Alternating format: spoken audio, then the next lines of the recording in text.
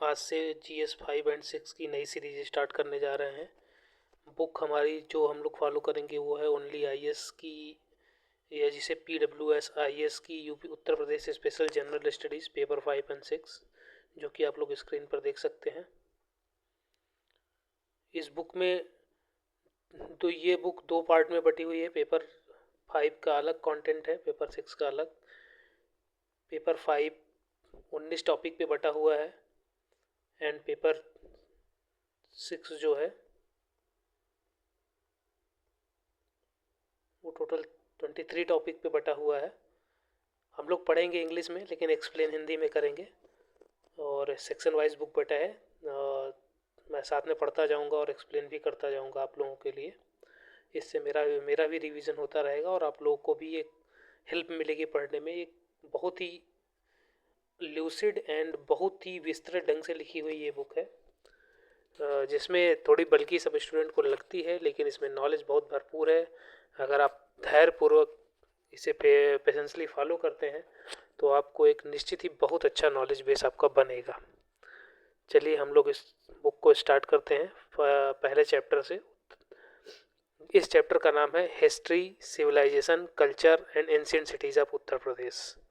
हम सब लोग जानते हैं कि हमारे उत्तर प्रदेश का बहुत ही पुराना इतिहास रहा है और बहुत ही समृद्धशाली इतिहास रहा है। और ये आज से नहीं, पूरा पाषाण काल, उसके बाद से वैदिक युग और महाजनपद के टाइम से लेकर के और आज के आधुनिक समय तक उत्तर प्रदेश जो इस भारत का केंद्र बिंदु है, यह इंडिया की पॉलिटी इकोनॉमी का एक मेजर पार्ट अपना उत्तर प्रदेश है। कहा जाता है कि दिल्ली का रास्ता उत्तर प्रदेश से ही होके जाता है, इसलिए हमारे उत्तर प्रदेश का बहुत ही महत्वपूर्ण स्थान है इसमें। चलिए हम लोग आज एक एक टॉपिक पढ़ते हैं, एक्सप्लेन करते हैं और शुरुआत करते हैं।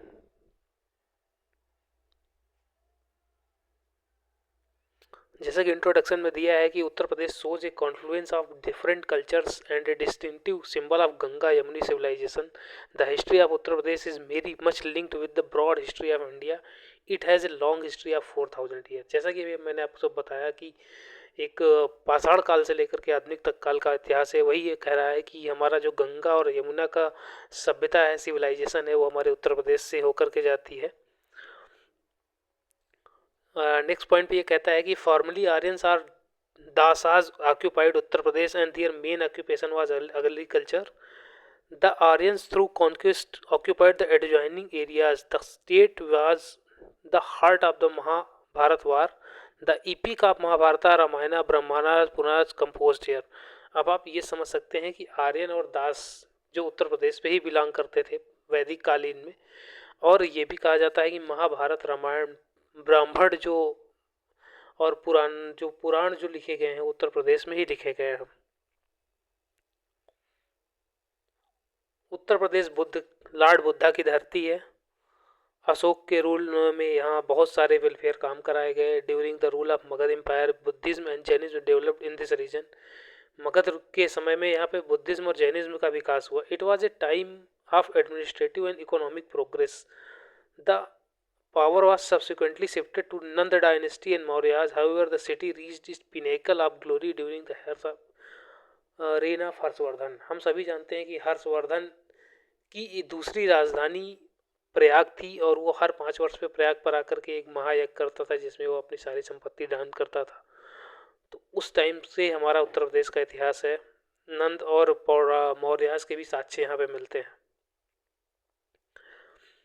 अगर मिडिवल हिस्ट्री की बात करें तो उत्तर प्रदेश मुस्लिम जो रूल था हमारा, या उसका एक बड़ा ही इम्पोर्टेंट केंद्र रहा है।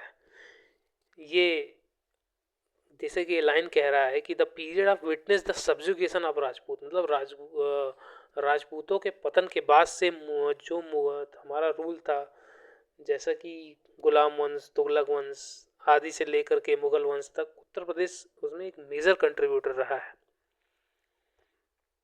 With the time with the witness decline of Mughal rule the advent of British. और हम सभी ये भी जानते हैं कि मुगल काल के पतन के बाद से जब ब्रिटिश का उदय हुआ तो ब्रिटिशर्स ने भी उत्तर प्रदेश को एक अपनी महत्वपूर्ण जगह बनाई, जैसे कि उनको आज भी बहुत सारे साक्ष्य प्रयागराज में मौजूद हैं और लखनऊ में मौजूद है हमारे उत्तर प्रदेश के।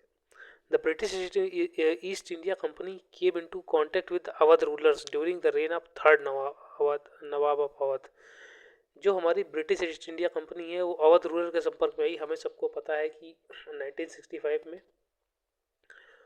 बैटल ऑफ बक्सर हुआ था, जिसमें से जो नवाब ऑफ अवध थी उनकी बहुत बड़ी भूमिका थी।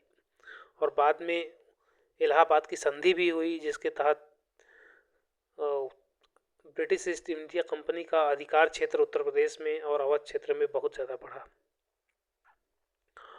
हिस्ट्री के दृष्टिकोण से हम उत्तर प्रदेश को 3 भाग में डिवाइड कर सकते हैं। एंशिएंट हिस्ट्री यानी प्राचीन इतिहास, मिडिल हिस्ट्री यानी मध्यकालीन इतिहास, और मॉडर्न हिस्ट्री यानी आधुनिक इतिहास। आज के लिए इतना ही। आगे वाले नेक्स्ट वीडियो में हम लोग कंटिन्यू करेंगे।